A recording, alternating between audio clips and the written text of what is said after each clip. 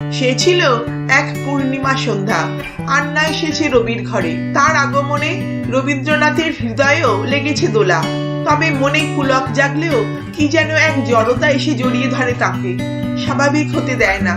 সেদিন আন্না এক বিলাতি উপাখ্যানের সূত্র ধরে বলতে শুরু করলো, জানো রবি, ঘুমে অচেতন কোনো কুমারীর হাতের দস্তানা যদি তার অগোচরে কোনো পুরুষ খুলে নিতে পারে, তবে সেই নারীকে চুম্বনের অধিকার তারই জন্মায়।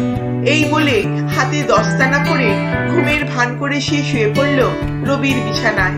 আর ভয়ে উত্তেজনায় আড়ষ্ট রবি নির্বাক হয়ে বসে রইলেন খাটের এক পাশে। কিছুক্ষণ পর আন্না কপট নিদ্রা ভঙ্গ করে আশাহতের দৃষ্টিতে একবার তাকালো রবির দিকে।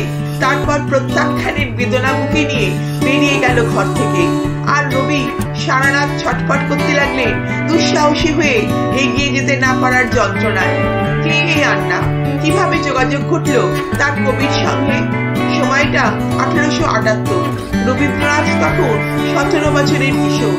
স্কুল ছুটে কিশোরের অনিশ্চিত ভবিষ্যৎ নিয়ে বাড়ির সবাই তখন বড়ই চিন্তিত। শেষ পর্যন্ত ঠিক হলো রবিকে বিলাত পাঠানো হবে ব্যারিস্টারি পাশ করে আসার জন্য। কিন্তু রবির যে ইংরেজিতে তেমন দখল নেই, বিলেতে গিয়ে করবেটাই বাকি। রবির মেস্তা সত্যেন্দ্রনাথ তখন ICS পাশ করে আমেদাবাদে কর্মরত। ঠিক হলো বিলেত যাবার আগে তার কাছে মাস দুয়েক থেকে ইংরাজি ভাষাটা রপ্ত করবেন রবি। সেই মতো দাদার কাছে গেলেন রবীন্দ্রনাথ। কিন্তু জজিয়তি কাজে ব্যস্ত সত্যেন্দ্রনাথের হাতে একটুও সময় নেই রবিকে সময় দেবার জন্য। তিনি ভাইকে পাঠিয়ে দিলেন বোম্বাইয়ে বন্ধু আত্মারাম তরখরের বাড়িতে। তার কিশোরী কন্যা বিলেত ফেরত আন্নার সঙ্গে ইংরেজিতে কথা বলা মক্ষ করার জন্য। প্রথম দর্শনেই সুঠাম সুদর্শন রবীন্দ্রনাথের প্রেমে পড়ে গেল আন্না। হয়ে উঠল রবির সর্বক্ষণের সঙ্গী।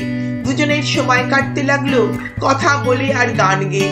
হঠাৎ পিছন থেকে চুপিসারে এসে দুহাত দিয়ে রবির চোখ টিপে ধরে আন্না প্রশ্ন করে ওঠে, বলো তো কে? আন্নার অনুরোধে কবিতার নতুন নাম দেন নলিনী। তাকে নিয়ে লেখা শুরু হয় একের পর এক কবিতা। শুনো নলিনী, খোলো গো আখি, ঘুম এখনো ভাঙিল নাকি। প্রথম প্রেমের মুগ্ধতা তার কবিতার ছত্রে ছত্রে প্রকাশ পেলেও নিষেধের বেড়াজাল ভেঙে এগিয়ে যাবার দুঃসাহস করে উঠতে পারেননি তিনি। তার মনের দশা তখন হায় ভীরু প্রেম হায় রে, জয় করে তবু ভয় কেন তোর যায় না। অপরদিকে আন্নার প্রেম ছিল অনেক সোচ্চার। বিলেত যাবার পর আর কোনোদিন দেখা হয়নি দুজনের। তবে রবীন্দ্রনাথ কখনো ভুলতে পারেননি আন্নাকে, যার কাছ থেকে প্রথম উপলব্ধি করেছিলেন ভালোবাসার মর্ম।